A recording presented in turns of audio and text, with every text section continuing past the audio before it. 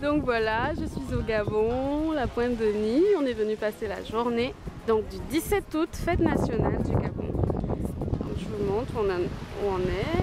Ici donc c'est une sorte de plage, je sais pas, restaurant, bref, appelé Asala Beach, je suppose, mais en tout cas Asala. Donc il fait très beau, il y a quelques petits nuages, mais il y a du soleil, tout va bien. Et Jessica continue de goûter l'eau avant de pouvoir vraiment plonger. Donc voilà, c'est le cadre paradisiaque que je retrouve pour les vacances. Donc venez au Gabon, c'est très beau. Vous allez venir à la Pointe-Denis, vous allez trouver la nature dans toute sa splendeur, comme on dirait. Je ne suis pas journaliste. Donc voilà.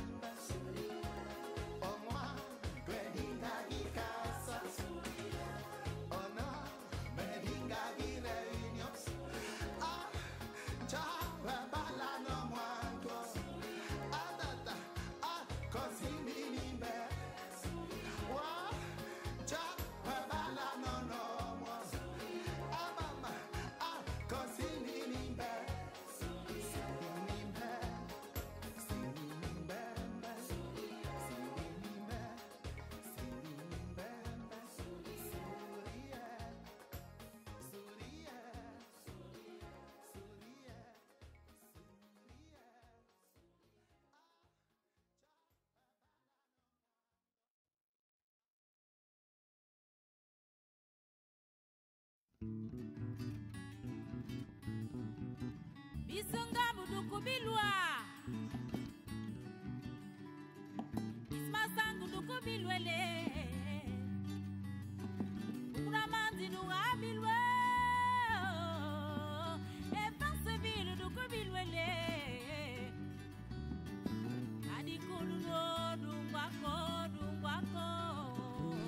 Hello, c'est Remois. Donc mon voyage au Gabon. Donc là je suis dans mon village, Nkoltan, dans l'estuaire, juste avant Toum. Là je suis juste derrière la maison de mon père. Donc ça c'est juste la petite parcelle de verre qu'on a derrière la maison. Donc là c'est, j'ai pas laissé tout ça quand je suis partie. C'était pas comme ça, c'était encore bien forêt, forêt pleine qui prenait son territoire, on va dire. Quelque part là, c'est l'endroit où avec ma petite sœur, on plantait des arachides quand on était en CM2, 6e. Je crois CM2, parce qu'après en 6e je suis partie. Donc voilà, c'est un peu ça. Je vais montrer un peu de près. Un petit peu. Bon, vous entendez de la musique parce qu'en fait, c'est pas un vrai village. Il y a des bars. Donc là, il y a un bar pas très loin. Donc il y a la musique typiquement gabonaise, on va dire. D'Amandine, je crois. Donc c'est ça. Les grands arbres, plus ou moins grands. Avant, c'était beaucoup plus touffu. Donc je pense pour aménager, il a dû un petit peu couper. Donc en gros, il y a des palmiers à huile. Donc ça, c'est un peu la spécialité du coin. Il y en a beaucoup. On fait du vin de palme avec en fait on abat l'arbre comme ici par exemple et on prend ce qu'il y a dedans. Vous voyez qu'il y a un trou par là. On prend je sais pas comment dire, le tronc, enfin ce qu'il y a dedans et je pense on en fait un jus d'abord, c'est d'abord un jus de palme et ensuite ça fermente, ça devient le vin de palme. Donc voilà, c'est ce qu'on fait un peu par ici. J'en ai déjà bu, c'est très bon d'ailleurs. Je préfère quand c'est en jus en même temps. Et là, ce sont les petits plants d'ananas. Donc, on vient de les planter. Ils n'ont pas encore donné, en fait, d'ananas. Je ne sais pas si je vais vous montrer un tout petit, qui est encore tout vert. Ouais, il y en a un là. Donc voilà. Pour les Français qui ne savent pas comment poussent ces ananas, c'est pas sur un arbre. C'est comme ça que ça se passe. C'est donc comme une sorte de grande fleurs. Et l'ananas, c'est donc la tige qui est là. Bon, là, il est vert, il sort encore à rien. Et les petits par là. Voilà, voilà. Ok, donc voilà, derrière, c'est ça. Donc là, il y a encore un peu de lumière du jour et tout, donc ça va. Mais sinon, le soir, en tout cas, on s'aventure pas trop. En tout cas, pas moi. Je suis pas du genre téméraire à le faire. Donc voilà, c'est ça, le derrière. Il y a une petite rivière qui coule. En fait, la rivière, donc, elle arrive à ce niveau-là chez moi, mais plus haut, en fait, plus haut, voilà, en amont.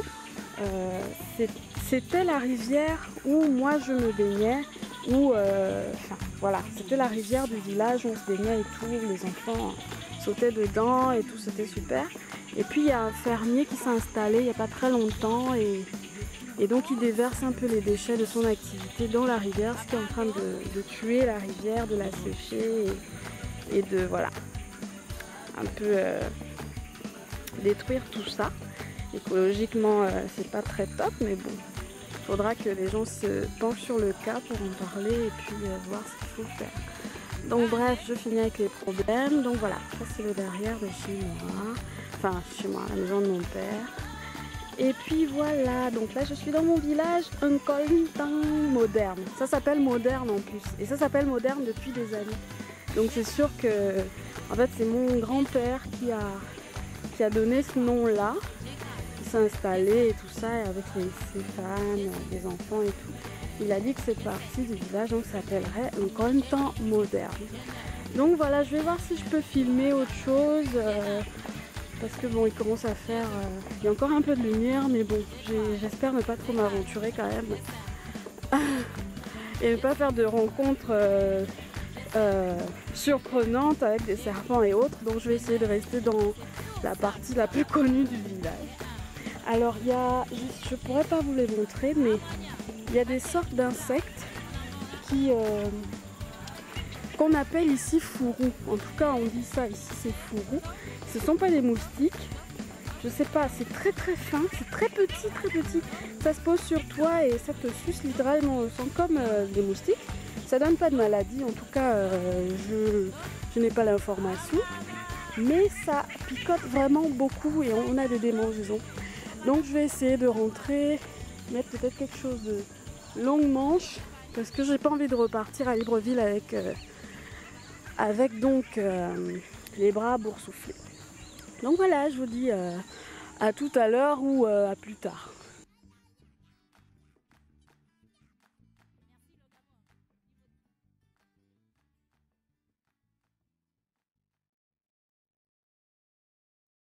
Donc voilà, ça c'est le chemin de l'ancienne rivière. Je crois que je vais pas réussir à aller plus loin en fait. Voilà, le grand arbre sous lequel on venait ramasser les fruits rouges. C'est comme des cerises, mais c'est pas vraiment des cerises. Je ne saurais pas vraiment comment vous expliquer comment s'appellent ces fruits, mais on les appelait aux fosses. Donc voilà, je ne sais pas c'est quoi le nom. Quel est le nom français, s'il y a un nom pour ça, parce qu'il y a des fruits, qui n'ont peut-être pas de nom français, j'en sais rien. Donc moi je dirais que ce sont des cerises sauvages. Donc la rivière, enfin pour aller à la rivière on passait par ici, mais ça a bien changé, donc je sais plus trop comment on fait pour accéder.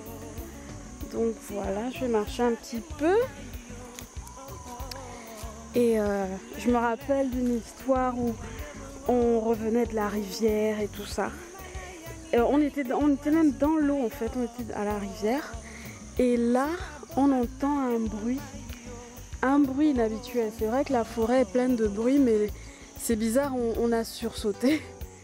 Et on s'est dit, qu'est-ce qui se passe? Et là, on voit un serpent. Un serpent, en fait, il était... Vous voyez les arbres là-bas? En fait, normalement, c'est parce que je connais plus le chemin, tout ça a un peu changé. Ça suivait à peu près un sentier jusqu'en bas, par là-bas. Donc, il y a des arbres en haut, donc on est dans l'eau et tout. On entend comme quelque chose qui tombe, en fait. de branche en branche et tout ça.